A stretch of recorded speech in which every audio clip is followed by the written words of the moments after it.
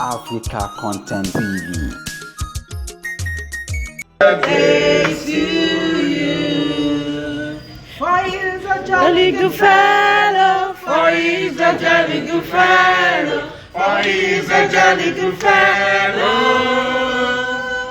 And so say all of us, hooray! And so say all of us, hooray! And so say all of us, hooray! For he's a jolly good fellow.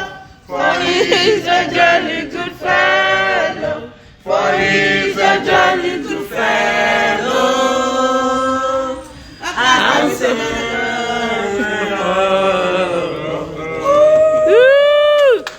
thank you. Long life and prosperity.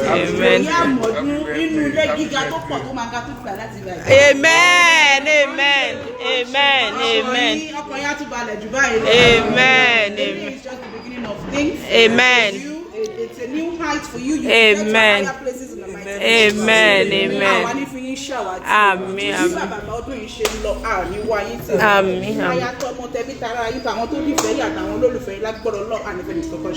Amen.